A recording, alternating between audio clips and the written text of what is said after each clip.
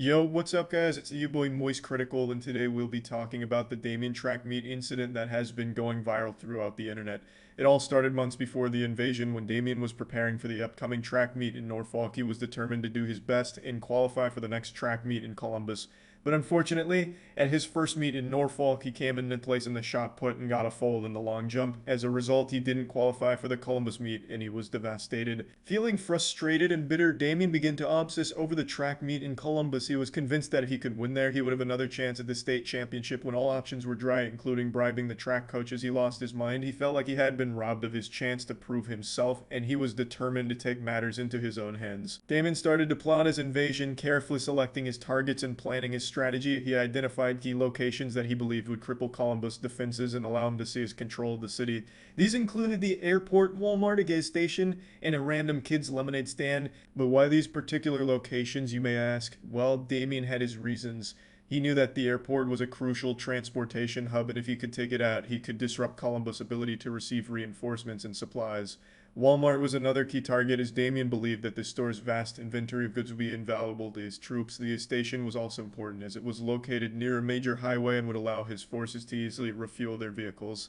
And as for the lemonade stand, well, Damien just thought it would be a funny target to hit. With his plan in place, Damien assembled his armies and began his invasion of Columbus. At first, things went smoothly. His forces were well organized and well equipped, and they quickly overran several key locations. But as they advanced deeper into the city, they encountered fierce resistance from the Columbus residents. The people of Columbus were determined to protect their home, and they fought back with everything they had. They used guerrilla tactics to hit Damien's armies from all sides, and they launched surprise attacks on his supply lines. But even in the face of this resistance, Damien refused to back down. He was determined to win at any cost, even if it meant sacrificing everything he had. The situation in Columbus quickly escalated into a full-blown war. The U.S. government, hearing of the conflict, dispatched peacekeeping forces to the area in an attempt to restore order. But their efforts were in vain. The Columbus and Norfolk publics were too consumed by their hatred for each other to listen to reason, and the peacekeepers were forced to withdraw. As the war dragged on, things began to look bleak for Damien's forces. The people of Columbus were fierce fighters, and they seemed to be gaining ground every day, but Damien refused to give up. He continued to fight with all his might, even as his armies were battered and broken.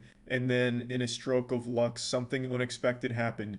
A student from West Point, Owen Salak, threw a stick on the road in Columbus, which Damien planned to drive tanks over. The tanks drove on the stick and crashed into a nearby McDonald's, which the kid from the lemonade stand was eating at, and promptly shot the troops inside the tank with his AK-47 to get revenge for his forces blowing up his profitable lemonade stand. This turn of events was a turning point in the war. The kid at the lemonade stand had an AK-47 and shot down many of Damien's troops with no mercy, crippling his invasion. As the battle raged on, the Columbus residents fought valiantly against Damien's invading forces. However, they were no match for the well-trained soldiers that Damien had brought with him. As the battle intensified, the Delaware government decided to send in peacekeeping forces to restore order. Unfortunately, the public of Norfolk and Columbus had remembered that Delaware didn't actually exist, causing the peacekeeping forces to vanish into thin air. The situation was now dire, and it seemed as if Damien would emerge victorious. Just as things were looking bleak, the young boy lemonade stand boy decided to take matters into his own hands. After having his lemonade stand taken from him, he wasn't going to let Damien get away without a fight, armed with nothing but his wits. And in a AK-47, he single-handedly decimated Damien's troops and put a stop to his invasion plans. The boy became a local hero, and his lemonade stand became the most popular attraction in town. Meanwhile, Damien was captured and tortured by the Columbus track team. After his defeat, he was ultimately expelled from school for his actions. The aftermath of the situation was felt far and wide.